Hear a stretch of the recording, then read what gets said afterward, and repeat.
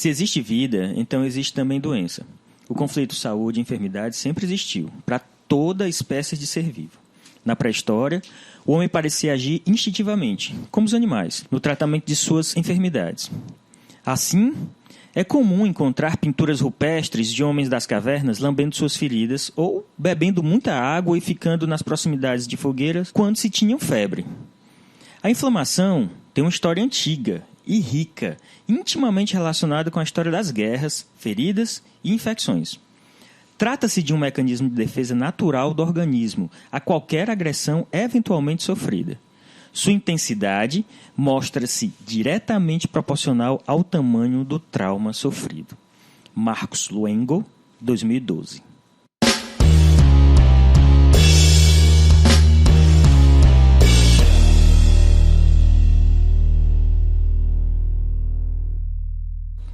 Olá pessoal, estamos aqui no nosso 5º episódio do Farmacast. Eu sou o Pablo Farias. Sou Ana Luísa Martã. Sou Natália Bitu. E Alice Araruna. E no episódio de hoje vamos discutir anti-inflamatórios não esteroidais.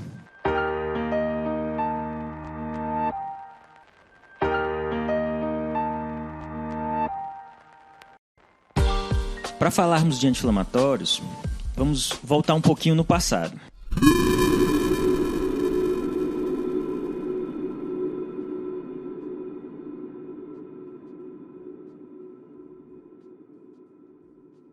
Existem relatos de uso de anti-inflamatórios há mais de 2.400 anos, mas esses relatos não eram muito bem documentados. No século V a.C., foi que Hipócrates escreveu pela primeira vez que a casca ácida do salgueiro aliviava dores e controlava a febre. Embora é importante relatar que já existem informações no papiro de Éber sobre o uso da casca de salgueiro. Nada disso de forma científica. Só em 1763, o reverendo Edmund Stone foi que relatou as propriedades do salgueiro de uma forma mais científica, no tratamento de febre.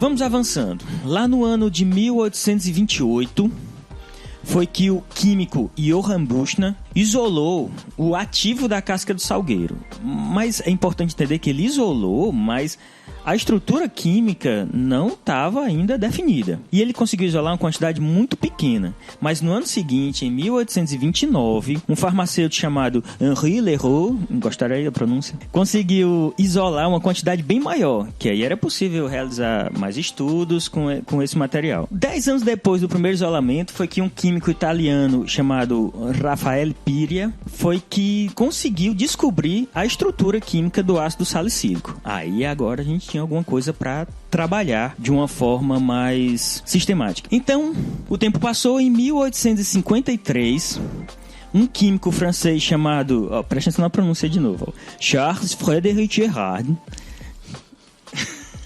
combinou o salicilato de sódio e o cloreto de acetila. Aí sim ele conseguiu formar o ácido acetilsalicílico, mas não feito da forma como se faz hoje. Porque o método de produção que se usa ainda hoje só foi desenvolvido em 1897, muitas décadas depois. Aí vem uma grande polêmica. A Bayer, que é um laboratório que antes de ser um laboratório farmacêutico era uma pequena indústriazinha, acabou se tornando um grande laboratório farmacêutico e como resultado dessa grande descoberta da produção e do registro do ácido acetilsalicílico. Então a Bayer diz que um pesquisador chamado Felix Hoffmann foi o responsável pela síntese da aspirina como se faz hoje. Agora existe uma grande polêmica, porque estudos mais atuais já dizem que o Arthur Eichengrun foi quem havia criado esse método de síntese da aspirina. É interessante que o Hoffmann criou esse método de síntese para cuidar do pai dele, porque o pai dele sofria de reumatismo. Então ele resolveu fazer uma preparação de ácido salicílico que fosse menos agressiva para o estômago dele, que o pai dele sofria muito com isso. Então ele sintetizou, criou essa nova rota de síntese e criou o ácido acetilsalicílico. apresentou para a Bayer, mas a Bayer não se interessou em primeiro momento. Ela estava estudando ainda, fazendo umas pesquisas com a heroína, só que não foram muito para frente. E depois ela começou a se interessar pelo ácido acetilsalicílico. E aí iniciou-se o processo de produção. Por que eu estou dizendo que é uma polêmica? Porque já perto da morte do Eisengrun, ele relatou que a ideia da síntese do ácido acetilsalicílico que o Hofmann fez foi dado por ele ao Hofmann. Só que ele era um judeu na época da guerra e tudo mais, então ele não se sentiu, ele achava que não era interessante ele brigar por essa autoria, não. Mas o tempo passou e o Hofmann ficou conhecido durante muitos anos como o responsável pela síntese do ácido acetilsalicílico. Hoje em dia já é meio que dividido entre os dois. It's here, the better tolerated aspirin, new improved Bayer aspirin with the patented micro-thin coating. Então, a síntese foi feita, a Bayer, que era um pequeno laboratório, se tornou um grande laboratório com aspirina e rapidinho ela já se tornou o medicamento mais vendido no mundo. Preste atenção nisso para vocês compararem com a pesquisa de fármacos que a gente tem hoje. Em 1897, foi sintetizada pelo Hofmann. 2 anos depois, ela estava no mercado. Se fosse nos tempos de hoje, isso seria o quê? 10, 15 anos depois, não é? E se for levar em consideração a tecnologia que tinha na época, pode botar 20 anos. Então, 2 anos depois, ele estava no mercado. Em 89, fizeram o primeiro estudo clínico com ela. E aí, só como uma questão de curiosidade, ele foi lançado como primeiro estudo clínico. Em 1899, foi feito o primeiro estudo clínico, que foi com aspirina. E aí, como os resultados do estudo clínico mostraram satisfatórios, ele tratava a inflamação, tratava a dor, a febre. E aí veio o nome. Como dar um nome dessa substância, desse medicamento? Então criaram aspirina. Por que o nome aspirina? O A vem de acetil, o ISP vem de Spirea elmaria, que era a planta, e o IN era um sufixo muito usado para os medicamentos na época. Então ficou aspirin, que aqui no português ficou aspirina, né, na nossa tradução. Então, inicialmente, ela foi produzida em frascos que tinham 250 gramas. Era um frascozinho grande. A dose era dada em colher. A possibilidade de erro, com certeza, era grande, né? Então, pequenas variações no tamanho da colher, no volume que você conseguia colocar. Então, iam ter variações. Só em 1900 que surgiu o primeiro comprimido de 500 miligramas que começou a ser produzido. A primeira vez que teve comprimidos de um fármaco que foi sintetizado, que estava no mercado. Vale relatar que o primeiro medicamento a ser sintetizado no mundo foi o ácido acetilsalicílico.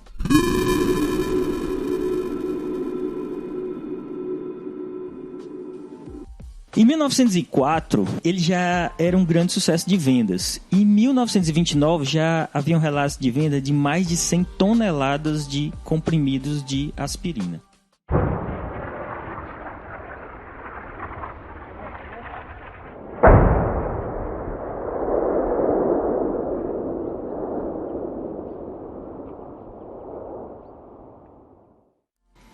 Tem um fato interessante que aconteceu com a aspirina, é que quando findou a Primeira Guerra, aí teve o Tratado de Versalhes e a Alemanha foi responsabilizada por a maior parte dos problemas da guerra.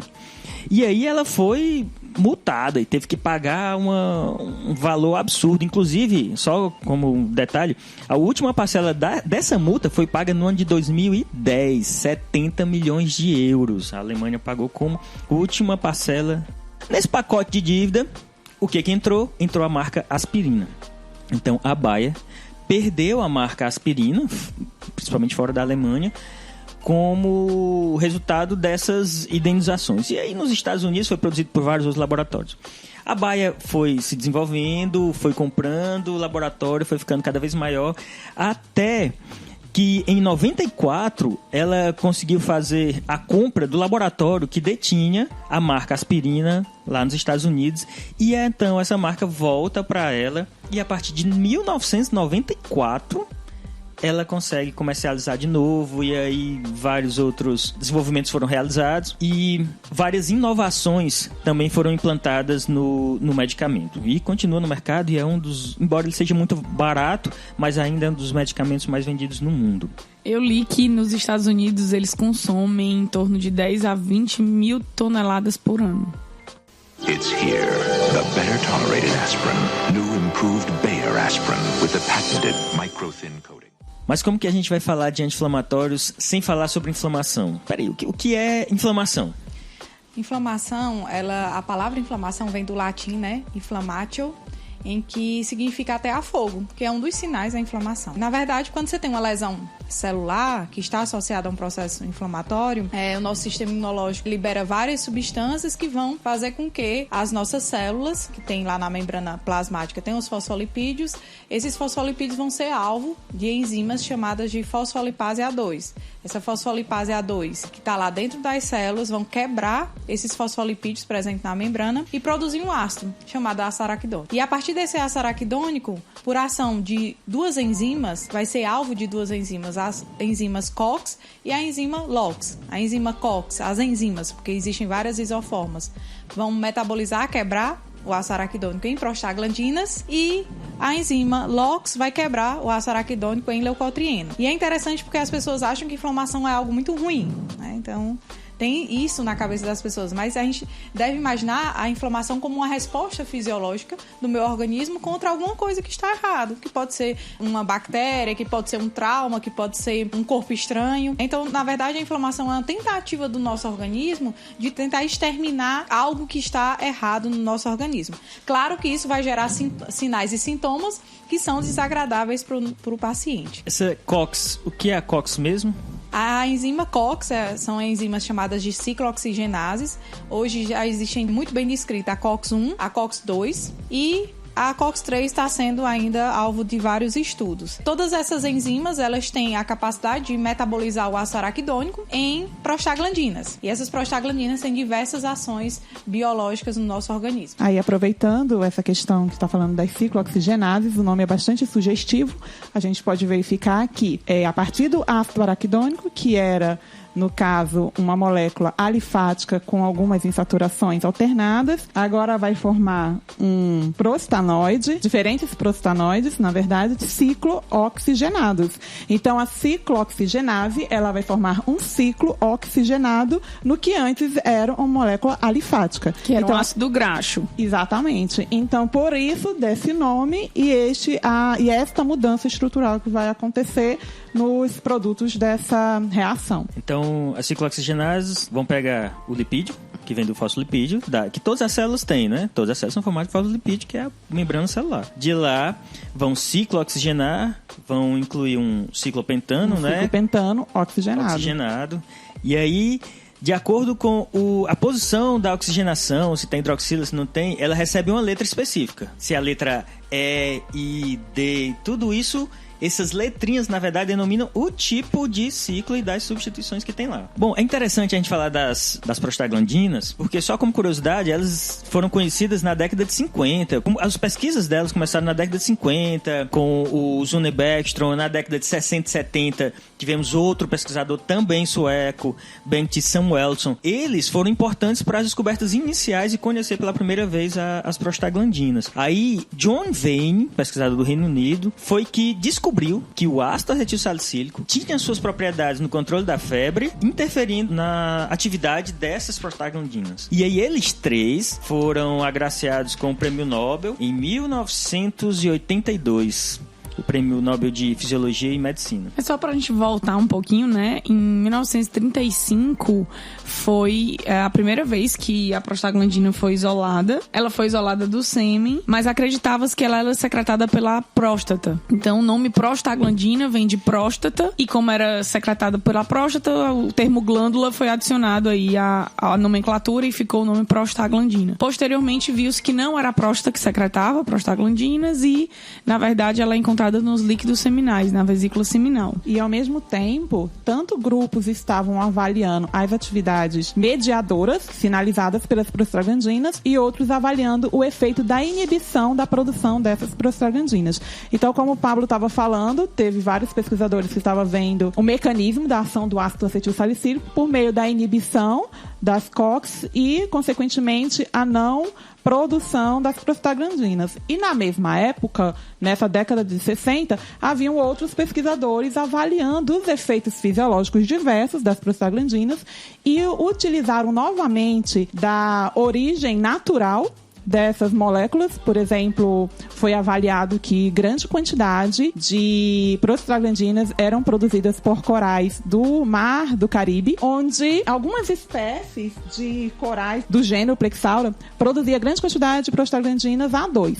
E isso serviu como uma fonte para a hemissíntese das prostaglandinas E. Então, como era grande o fornecimento, a concentração que podia ser isolada, ajudou muito o desenvolvimento e a hemissíntese e o estudo das atividades terapêuticas das prostaglandinas, a hemissíntese da prostaglandina E a partir da prostaglandina A, e isso auxiliou, na verdade, estimulou muito a indústria farmacêutica a desenvolver a primeira prostaglandina sintética, que foi o misoprostol. E aí, mais pra frente, a gente pode estar falando um pouquinho sobre essa molécula, seus efeitos, suas atividades terapêuticas e como é utilizada hoje. Assim, é só pra gente fechar, né? A prostaglandina é um mediador produzido pelo nosso organismo, mas ela tem um papel inflamatório, né? Ela é induzida por ciclooxigenases que são aumentadas no processo inflamatório, mas essas prostaglandinas também têm funções fisiológicas.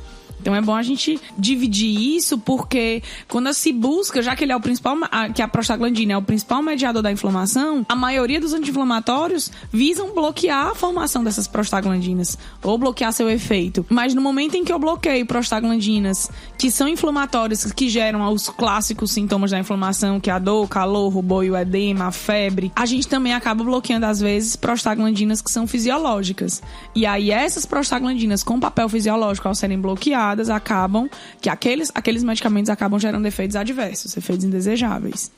Isso é importante, que as prostaglandinas estão envolvidas, por exemplo, no controle do sono, na coagulação, na agregação de plaquetas, no controle da vasodilatação, vasoconstrição, proteção gástrica, função renal, contração uterina. Então são vários processos que necessitam das prostaglandinas para poder ocorrerem naturalmente.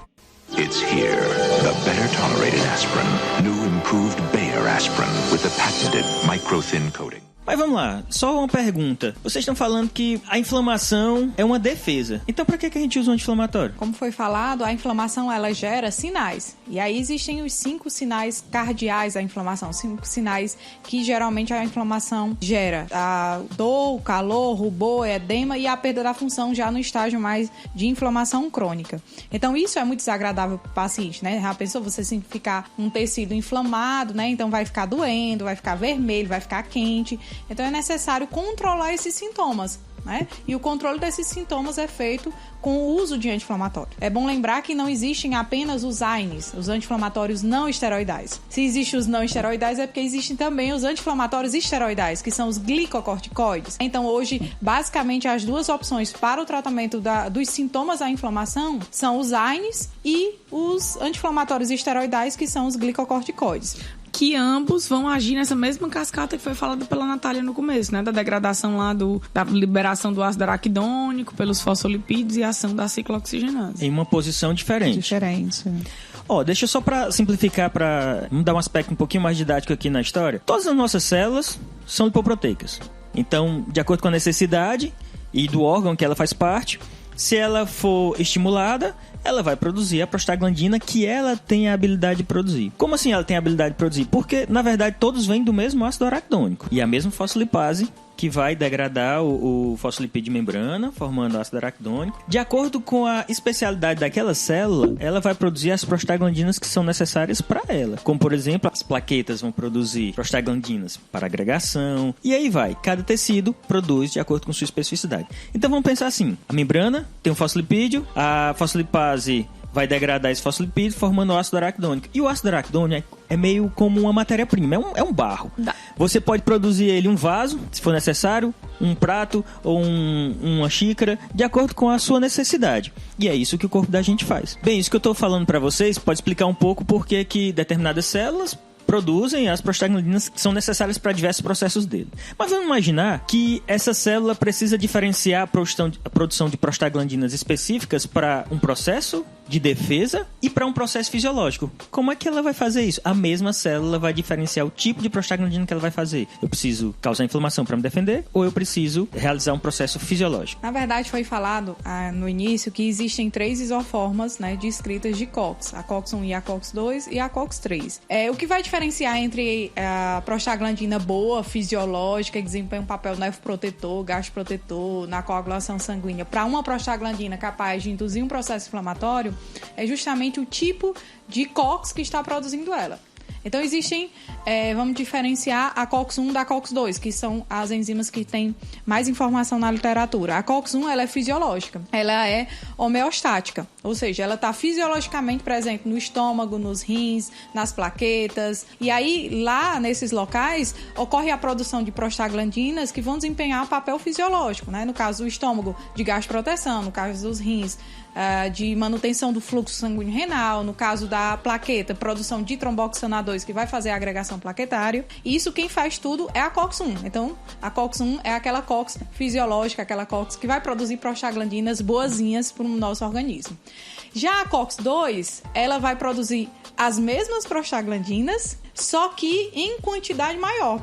Mas por quê? Como é que eu tenho 2 enzimas que são bem parecidas, não são idênticas, são bem parecidas, existem diferenças estruturais entre elas. E uma das principais diferenças está no fato de que o canal hidrofóbico da COX-1, que é um canal onde o ácido araquidônico entra para ser transformado em prostaglandina, esse canal da COX-1 ele é mais estreito. Isso significa dizer que entra menos ácido araquidônico. E aí eu vou ter uma produção pela COX-1 de prostaglandina em quantidade menor, porém fisiológica, porém importantíssima. Já a COX-2, ela tem um canal hidrofóbico mais largo. De 25% mais largo. De 25% mais largo. Isso permite a entrada de uma quantidade maior de ácido araquidônico, saindo uma quantidade maior de prostaglandina.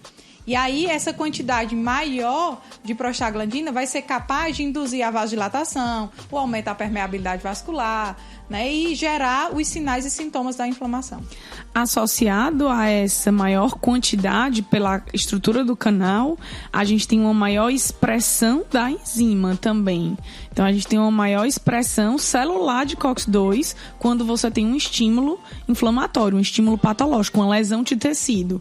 Então, a lesão do tecido, ela aumenta a expressão gênica, estimula o gene que vai codificar lá a produção da proteína COX-2. Então, eu vou ter mais COX-2 associado a um canal maior que ela tem e consegue produzir mais mediadores. E por isso ela é chamada também de uma enzima indutiva, né? Indutível, né? Indutível, porque ela, na verdade, vai se expressar quando, na presença de algum processo, né, vai induzir uma expressão maior dessa enzima. Embora ela seja considerada indutível, a gente não pode esquecer que ela também constitui papel fisiológico em alguns órgãos. A COX-2, ela tem um papel de vasodilatação e antiagregação plaquetária nos vasos. Ela tem papel no rim de vasodilatação e manutenção do fluxo, no cérebro, nos ossos. Então, a gente tem papéis fisiológicos da COX-2 que também existe, embora esse papel patológico do processo inflamatório dela seja bem... mais intenso. Intenso, é. Então, essa questão da COX indutiva e da COX constitutiva é talvez mais didático do que real, na verdade. Exatamente. Então, é só uma divisão didática. Quando se vai falar de inflamação, a gente não pode esquecer que a COX-2 ela é patológica, indutiva, mas ela tem seus papéis fisiológicos também. It's here, the better tolerated aspirin, new improved Bayer aspirin with the patented micro-thin coating. Bem, então eu já vi que a COX parece ser uma questão chave no processo inflamatório. Essa seria a via de controle dos anti-inflamatórios, o local onde os anti-inflamatórios iriam atuar? Hoje em dia, a maioria dos anti-inflamatórios que a gente tem, os não esteroidais, o alvo são as ciclooxigenases, né? E aí, existem anti-inflamatórios que conseguem bloquear essas ciclooxigenases de forma não seletiva. O objetivo é o bloqueio da COX-2, já que a gente diz que a COX-2 é a patológica, mas eles acabam bloqueando também a COX-1. E é aí onde vem os efeitos adversos gástricos, aí onde vem os efeitos adversos renais e também o risco maior de hemorragia, né, do uso crônico de um AINE pode causar um risco maior de hemorragia. O objetivo é impedir a formação de prostaglandinas pela COX-2. Porém, a maioria dos AINEs acabam bloqueando também a COX-1. E aí a gente tem os efeitos adversos, já que ela é fisiológica. Embora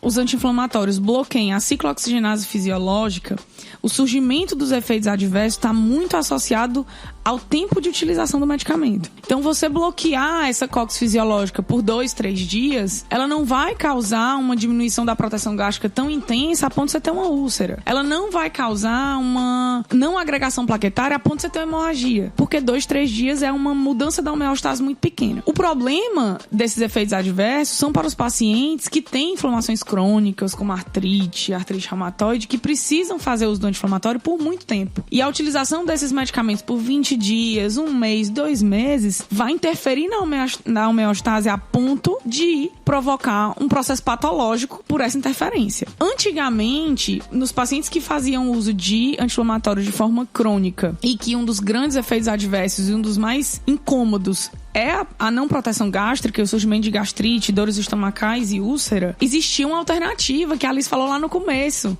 que era o misoprostol, que eu bloqueava a prostaglandina pelo anti-inflamatório que eu estava utilizando, mas eu repunha ela utilizando o misoprostol, que era um análogo da PGE1, que é uma das prostaglandinas que fazem a formação daquele muco que impede o ácido clorídrico de encontrar no endotélio estomacal e causar uma lesão celular. Só que o misoprostol foi associado ao aborto, porque ele causa contração da musculatura uterina e poderia causar aborto. E aí o misoprostol foi retirado do mercado e esses pacientes ficaram descobertos. E agora, o que a gente vai fazer? O paciente precisa do anti-inflamatório por muito tempo e ele não tem como utilizar muito tempo porque a homeostase dele vai ser modificada por muito tempo e o efeito vai aparecer. Só para continuar, o misoprostol foi retirado do mercado com essa finalidade, mas hoje em ambiente hospitalar ele pode ser utilizado tanto para parto a termo, né, como também para interrupção de uma gravidez legalmente autorizada. Então, só para fechar essa parte dos efeitos colaterais, né? Então, os AINES são amplamente utilizados no tratamento de inflamação, dor, febre. Mas aí, o que preocupa, né, os profissionais de saúde é esse uso, muitas vezes indiscriminado, dos AINES, que gera vários efeitos colaterais. E esses efeitos colaterais, portanto, estão relacionados principalmente ao bloqueio da COX-1, como a Ana Luísa falou. Então, lembrando, onde é que eu tenho um COX-1 fisiológica, constitutiva, que desempenha um papel importante?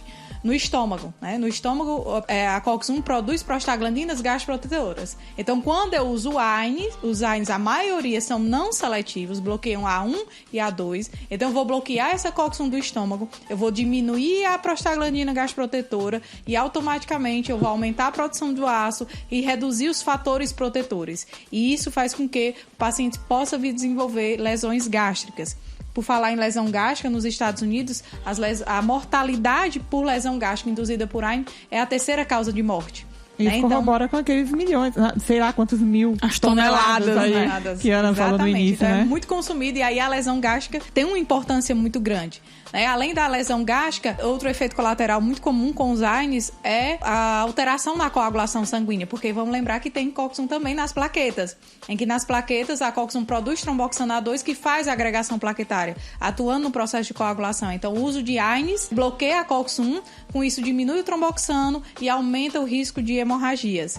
E aí, por isso que existe aquela frase, né, quando a gente está assistindo televisão, que esse medicamento é contraindicado em suspeita de dengue, né? Porque na dengue eu tenho uma diminuição. Não, Natália, não é assim não. Em caso de dengue, esse medicamento não pode ser utilizado. Calma aí. Não, em caso... Como é? Este medicamento é contraindicado em caso de suspeita de dengue. Então, é isso. Os AINES, a maioria dos medicamentos hoje, como são medicamentos de venda livre, então, o risco do paciente desencadear uma dengue hemorrágica com o uso de AINE é muito grande, né? Então, por isso que tem que ter o cuidado. Então, além da questão hemorrágica, tem também a questão das nefropatias induzidas por analgésico, porque existe COX-1 também nos rins, e aí a inibição dessa COX-1 reduz o fluxo sanguíneo renal, e isso pode gerar vários tipos de nefropatias, chamadas de nefropatia por analgésicos. Além desses efeitos relacionados à inibição da COX-1, existem outros efeitos colaterais também, que não estão diretamente relacionados ao bloqueio da COX-1, mas é interessante relatar. Por exemplo, o paracetamol, ele causa hepatotoxicidade em doses superiores a 4 gramas por dia, porque ele produz metabólito que é hepatotóxico. Há um dilema aí na quantidade hoje, que os artigos mais modernos relatam em torno de 3,2. O FDA baixou essa dose de 4 para 3,2. A Anvisa ainda não baixou não, mas eu prefiro usar o mais seguro do FDA. E aí, se a gente pensar, se o paciente estiver ingerindo bebida alcoólica ou se tiver já problema hepático, isso baixa mais ainda. Baixa ainda mais. Então, assim, Claro. Imagina uma pessoa desnutrida. Então, uma pessoa com baixo peso. Esses estudos são feitos para aquele adulto padrão, 70 quilos, sexo masculino, com saudável. E aí, essa ideia da desnutrição, os AINES, eles têm uma alta taxa de ligação com as proteínas plasmáticas, né? E aí o efeito aumenta. Uma coisa interessante é que esses efeitos que a Natália falou aí, particularmente o efeito no trato gastrointestinal, no estômago principalmente, toda essa agressão, as úlceras, as gastrites. Para proteger o corpo disso, a indústria normalmente tem trabalhado em algumas preparações que tentam proteger o estômago. Então tem o ácido acetil salicílico tamponado, existem as formas de degradação entérica, então que vão só se dissolver no intestino, o comprimido passa pelo estômago sem se dissolver e aí não agrediria o estômago. Só que, como a gente já viu, a ação principal dos AINES não é direta, é sistêmica. Então, quando ele é absorvido, ele vai inibir a produção da prostaciclina, que protege o estômago contra a produção do ácido clorídrico que ele produz. Para esse efeito, essas preparações não têm atividade nenhuma, mas eles podem reduzir um pouco a agressão, porque todos os anti-inflamatórios são ácidos. São ácidos fracos, mas são ácidos. Com exceção de só a nabumetona, não é? Só a nabumetona é o único anti-inflamatório que está no mercado que não é ácido, porque ele é um profármaco. E depois de ser metabolizado, aí ele adquire a forma ácida dela, que vai ter atividade anti-inflamatória. It's here, the better tolerated aspirin, new improved Bayer aspirin with the patented micro-thin coating. Então, em vista de todos esses efeitos adversos, qual seria a solução que nós teríamos? Pensando na cascata, seria desenvolver um anti-inflamatório que conseguisse bloquear a COX induzida, que é a COX-2, mas que ela mantivesse a COX-1 livre, para ela conseguir continuar metabolizando o ácido araquidônico nos mediadores fisiológicos. Então, seria desenvolver um seletivo de COX-2. Então quer dizer que os efeitos no estômago dos anti-inflamatórios são por causa da COX-1. Isso, Natália falou, COX-1. Isso, então aí ele impediria só os efeitos da COX-2, que não tem nenhum efeito no estômago, ia passar tranquilamente, tudo mais. O efeito gástrico, pelo menos, estaria livre aí. Nós temos esses medicamentos no mercado hoje, não temos ainda? Temos. Eles foram desenvolvidos a partir de uma observação de um anti-inflamatório que tem uma seletividade um pouco maior para COX-2, que é o meloxicam. Ele apresentava menos efeitos adversos gástricos do que os que eram considerados não seletivos, que bloqueavam igualmente COX-1 e COX-2. E aí, por uma modificação estrutural, a inserção de grupamentos funcionais nessa molécula, aumento do volume da molécula, aumentou-se essa seletividade e criou-se os seletivos COX-2, também chamados de COX-CIBs. E só contribuindo aí com essa informação, isso só é possível, como já foi dito anteriormente, porque apesar de serem enzimas que apresentam, é relatado, né, uma similaridade de 60% na sua sequência de aminoácido, há regiões estruturalmente específicas na COX-1 e 2 que permite diferenciá-las e desenvolver moléculas que se liguem seletivamente. E uma das coisas é o fato de que, como a COX-2 tem um canal mais largo e a estrutura dos COX-CIBs é uma estrutura química maior, ele consegue entrar apenas no canal da COX-2. Então, ele não consegue entrar no canal da COX-1 porque é um canal mais estreito. Isso faz com que eles sejam anti-inflamatórios altamente seletivos para a COX-2. Quem tiver curiosidade e quiser comparar as moléculas, vocês podem observar que os seletivos da COX-2 realmente são maiores e vão apresentar um anel tiol lateral, que é exatamente o responsável por conseguir se ligar nessa bolsa lateral da ciclooxigenase. E essas estruturas vão estar no post para vocês compararem. Eles têm uma estrutura já que você já vê que ele tem uma forma, uma conformação um pouquinho diferente, meio em L, não é? Para se encaixar, né? Se encaixar perfeitamente com a COX-2. Se acoplar ali perfeitamente com a COX-2. Lembrando que seletivo propriamente dito da COX-2, o primeiro foi o Rofecoxib, não é? Que chegou ao mercado há alguns anos, mas passou pouquíssimo tempo, porque a indústria iniciou uns estudos controlados de longo prazo. O primeiro foi o estudo Vigor, e em seguida veio um segundo estudo que acabou detectando o efeito desses COX-CIBs na coagulação, e alguns pacientes, durante esse estudo, que era feito para tratamento de pólipos adenomatosos, algumas pessoas que estavam utilizando por um período prolongado chegaram a ter eventos tromboembólicos. Isso foi um problema grave. A Merck retirou em 2004, em caráter de urgência, mandou tirar do mercado, mandou uma cartinha, ó, tira o Vioxx do mercado. E aí a gente correu, na época eu estava na farmácia, a gente retirou tudo lá. Depois fomos ver o resultado desses estudos e foi que ficamos sabendo desses eventos tromboembólicos que eram graves. Só pra gente entender direitinho por que esses seletivos provocavam esses eventos tromboembólicos. Embora a gente tenha pontuado bastante que a COX-2 ela é patológica e a COX-1 é fisiológica, a COX-2 tem seu papel fisiológico também, e um papel importante dela é na produção da PGI2, que é a prostaciclina, que ela é vasodilatadora e inibidora da agregação plaquetária. Então ela é antiagregante plaquetária. E forma um equilíbrio, né? E que mantém um equilíbrio com a agregação plaquetária e vasoconstrição do tromboxano, que é produzido pela COX-1. Então isso é equilibrado.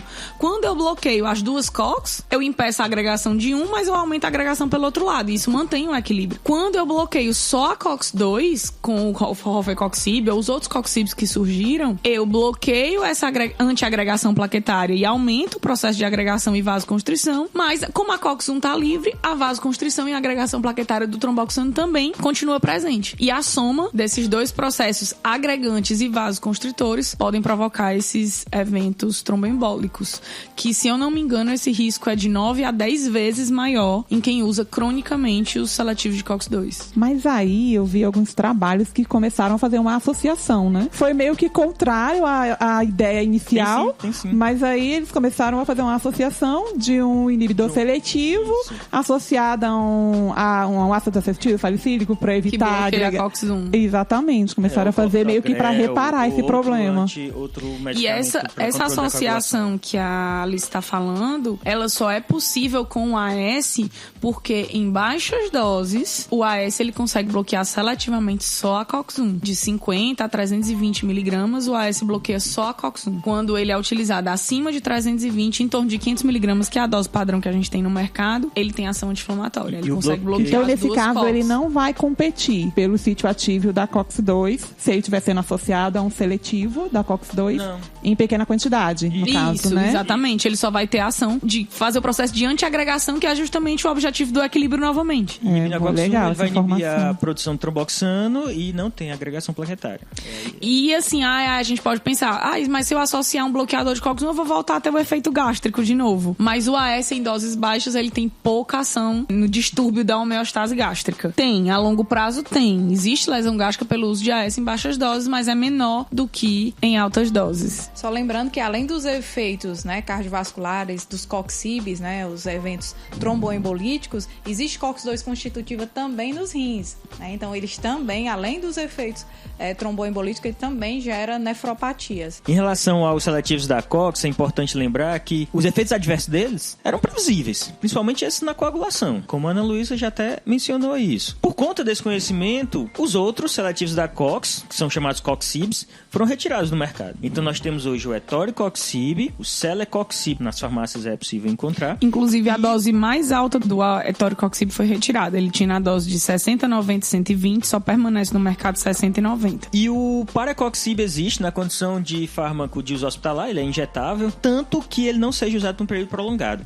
É um dos motivos dele ter se tornado um fármaco controlado, para evitar que as pessoas façam uso excessivo dessa substância. Só aproveitando aí a oportunidade que você falou sobre o Paracoxib de uso parenteral, ele é o único seletivo que tem essa apresentação, porque uma vez que foi desenvolvido moléculas seletivas para COX-2 para se ligar, né, consequentemente, especificamente a COX-2, delas foram removidas o grupo ácido carboxílico, então elas carecem desse grupo. Isso diminui bastante a hidrofilicidade delas e dificulta, consequentemente, o desenvolvimento de apresentações em soluções que é necessária para um uso parenteral.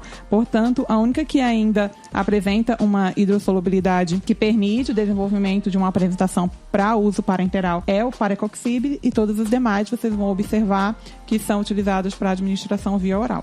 It's here, the better tolerated aspirin, new improved Bayer aspirin with the patented micro-thin coating. Tudo que nós estamos falando dos anti-inflamatórios, até o próprio nome deles já nos levam a pensar nisso, eles são voltados para os tratamentos da inflamação. Mas é só para inflamação que eles servem? Os AINES, eu costumo dizer que eles têm efeito AAA, né? Eles são, em geral, anti-inflamatórios, analgésicos e antitérmicos. Só que existem diferenças, né, entre eles. Nem todos os AINES são anti-inflamatórios. A gente tem a dipirona e o paracetamol, que são da classe dos AINES, mas que eles estão desprovidos de atividade anti-inflamatória. E essa não ação anti-inflamatória, apenas ação analgésica e antipirética, que é a redução da temperatura corporal, que a dipirona e o paracetamol apresentam, parece estar relacionada ao bloqueio da COX-3, que foi pouco falada hoje, né? Porque realmente se sabe pouca coisa sobre ela. Mas a COX-3 é uma variação da COX-1. O gene que codifica a COX-1 é o mesmo gene que codifica a COX-3, porém, a COX-3 ela está localizada principalmente no cérebro e está relacionado com a produção de prostaglandinas, principalmente a prostaglandina E, no sistema nervoso central, que provoca dor, né, estimula nossos receptores e também é capaz de mudar a nossa programação da temperatura corporal. Então ela consegue interferir no hipotálamo, reprogramando a nossa temperatura corporal e causando a febre. Então bloquear essas prostaglandinas no sistema nervoso central traria um efeito analgésico e também um efeito antipirético. A dipirona e o paracetamol não têm afinidade por COX-2, então elas não promovem o efeito anti-inflamatório, que a gente já explicou como é que acontecia, e também são desprovidas dos efeitos adversos comuns que já foi falado, porque ela também não bloqueia a COX-1. Então ela não causa dor no estômago, não causa diminuição da agregação plaquetária e também não causa alteração renal. Por isso é que, então, quando a pessoa tem dengue, pode usar paracetamol e dipirona, né? Porque ela não atua nessa COX-1 plaquetária, então ela não aumenta o risco de dengue hemorrágica. E aproveitando que falou na dipirona, e a gente fazendo o link com o cast 3, parte 2, onde falamos sobre metabolismo, a dipirona, ela é um profármaco, agora a gente já sabe, né? Já falamos o que seria um profármaco bioprecursor, e para que ela tenha atividade, ela precisa ser metabolizada nos seus metabólitos, diversos metabólitos, cujos 2 têm atividade, que é a 4-metil-aminoantipirina e a 4-aminoantipirina. São essas moléculas que vão efetuar realmente a atividade terapêutica da dipirona. Saiu um artigo em 2014 que ele induz a febre nos ratos com o lipopolissacarídeo da Escherichia coli e um outro grupo com a toxina do Titio cerulatus, que é um escorpião. E aí ele mede no líquido cefalorraquidiano a quantidade de prostaglandina E2, que é justamente essa prostaglandina que desregula o hipotálamo. E ele faz essa medida com um grupo usa a dipirona, que é o profármaco, e um outro grupo usa um metabólito, que é o 4-MAA, e o outro terceiro grupo utiliza o 4-AA. E ele verifica que o único metabólito que foi capaz de reduzir a febre pela toxina do escorpião foi o metabólito do 4-metil-aminoantipirina, que é o 4-MAA. E ele verificou que essa redução da febre não era via prostaglandina E2. Então esse artigo ele sugere que a dipirona tem um mecanismo adicional que não está associado ao bloqueio de COX-3 e, consequentemente, à produção dessa prostaglandina, que ele conseguiu reduzir a febre. Então existe aí uma outra possibilidade de ação da dipirona que ainda não é conhecida, mas é uma outra possibilidade que justifica o seu tão bom efeito antipirético e analgésico. Mas outros artigos, teve outro artigo também de 2015 que eu encontrei que relaciona o efeito da dipirona com o sistema canabinoide, que são os receptores, né, que a gente descobriu aí através do efeito da maconha, e que a gente sabe que a maconha possui um efeito analgésico. E embora esse artigo ele não relacionasse a dipirona como um ativador do receptor canabinoide, então ela não tem a capacidade de ativar o receptor canabinoide, esse artigo fala que a dipirona, ao bloquear a ciclooxigenase e ao bloquear uma enzima chamada amida-hidroxilase de ácidos graxos, que diminuiria a formação do ácido araquidônico para a formação de prostaglandinas, a inibição dessa enzima geraria também um aumento da formação de ácidos graxos, e esses ácidos graxos estaria associado ao aumento da produção de endocannabinoides. E a produção aumentada de endocannabinoides aumentaria a ativação dos seus receptores e geraria um efeito analgésico. Então tem aí também uma possibilidade da dipirona estar envolvida com o sistema endocannabinoide. Em alguns países, a dipirona tem uma venda proibida por causa de um efeito adverso que é a discrasia sanguínea. É rara acontecer, realmente é muito rara, mas quando acontece é potencialmente fatal, é muito difícil de ser tratada. E aqui no Brasil ela é um medicamento de venda livre. É uma atenção que se tem que ter na utilização da dipirona.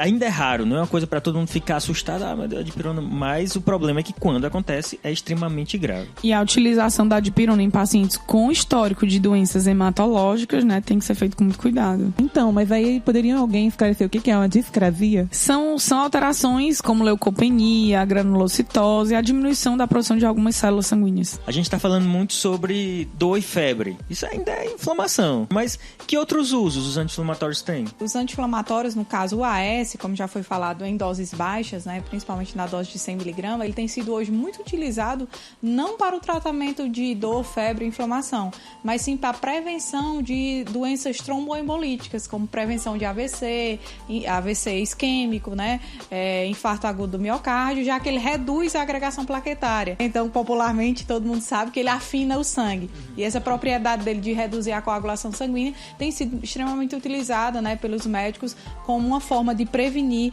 as doenças cardiovasculares. A questão do bloqueio da coagulação plaquetária não é ruim, não é só ruim, ela tem um lado bom na prevenção dessas doenças. Lembrando que essas doses, a dose mais usada é 100 mg, mas pode variar de 81 a 325 miligramas. Aí é o efeito anti-inflamatório, mesmo em 325 miligramas, é praticamente inexistente. Mas quanto menor a dose, menor é o efeito adverso. Então, normalmente, elas são utilizadas até 100 miligramas, mais ou menos. Além disso, os AINES também são utilizados para dismenorreia, que é aquela dor relacionada à cólica menstrual, como o ácido menfenâmico, bastante utilizado para isso. Também existem estudos, né, que apontam que os AINES, como o AS, pode ser útil para a prevenção de doença de Alzheimer, para a prevenção de câncer coloretal. A própria indometacina, que é um AINE, tem sido utilizado para fechamento do canal arterial em bebês prematuros. Então, a gente vê que o uso dos AINES é muito além de inflamação e de dor, né? Tem outros usos que também são importantes. Embora os AINES tem que ser usado com cautela na gestante.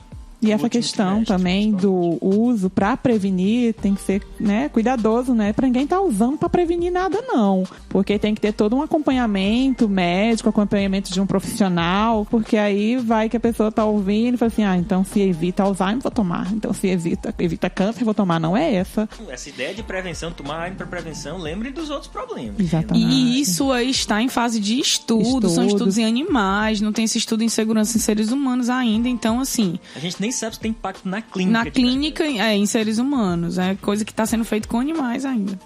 Então existe uma série de contraindicações que tornam o uso contínuo dos AINES uma questão problemática, não é?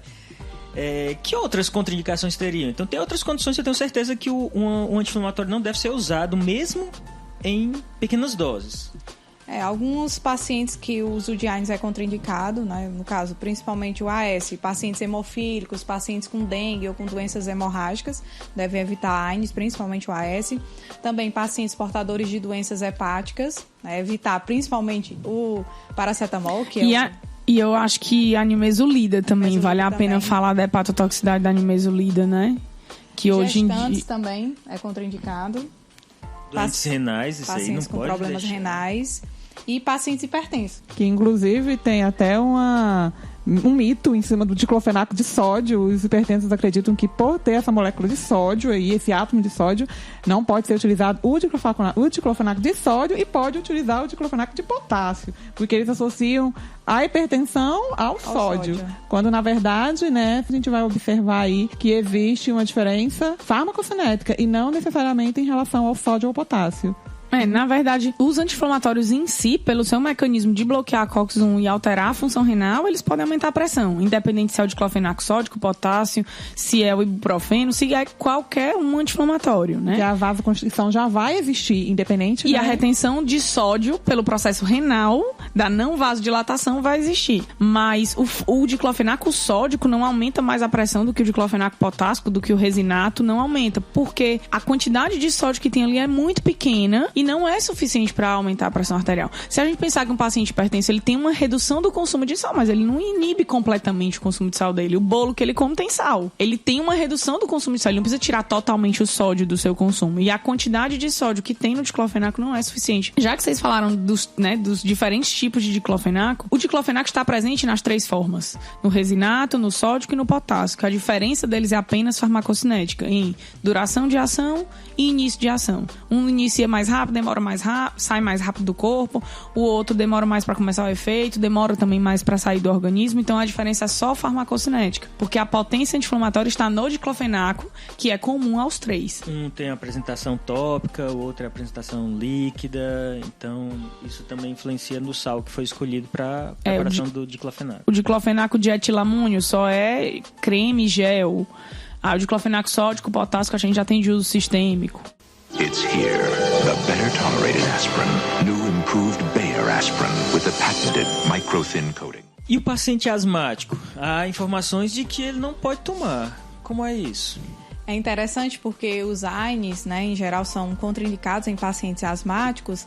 E aí as pessoas ficam perguntando, mas a asma não é uma doença inflamatória? E a AINE não é um anti-inflamatório? Por que não usar? A gente tem que lembrar que na asma, a fisiopatologia da asma é um pouco diferente, porque o principal mediador químico do processo inflamatório são os leucotrienos, que são broncoconstritores e que estimulam a produção de muca. Então, o que é que acontece? Quando eu tomo os AINES, lembrando, eu vou bloquear a COX, e esse bloqueio da COX vai fazer com que todo o substrato de ácido araquidônico seja disponível para a via da LOX. E aí eu vou aumentar a produção de leucotrieno. E aí o que é que o leucotrieno vai fazer? Vai fazer broncoconstrição, vai aumentar a produção de muco e vai piorar a asma. Então os AINES, eles podem causar broncoespasmo. São todos os AINES que causam broncoespasmo?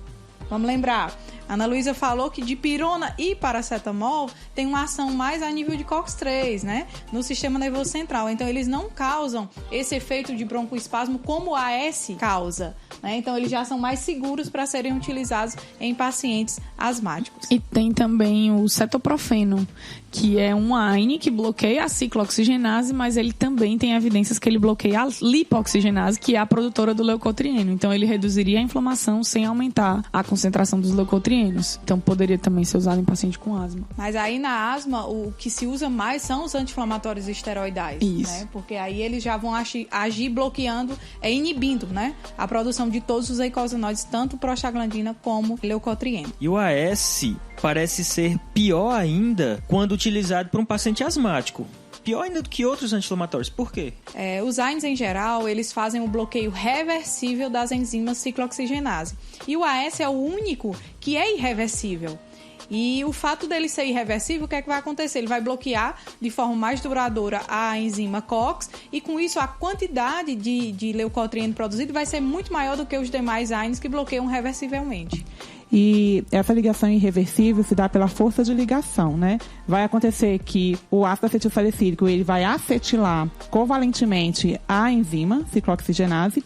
Já é uma ligação por si só muito forte, né? A ligação covalente. E, juntamente a isso, ainda vai haver regiões com ligações hidrofóbicas no anel aromático e também ligações eletrostáticas, porque a gente tem que lembrar que uma vez que essa molécula chegou na circulação sistêmica, o ácido carboxílico presente ele vai se ionizar e esse carboxilato ele vai estar apto para fazer ligações iônicas com aminoácidos que estejam carregados positivamente na ciclooxigenase. Então, esse conjunto de ligações acabam fortalecendo e tornando, né, uma interação irreversível. Só lembrando que o AS, por ele ser irreversível, o efeito dele de reduzir a coagulação sanguínea, mesmo após você suspender o uso de AS, demora de 7 a 10 dias.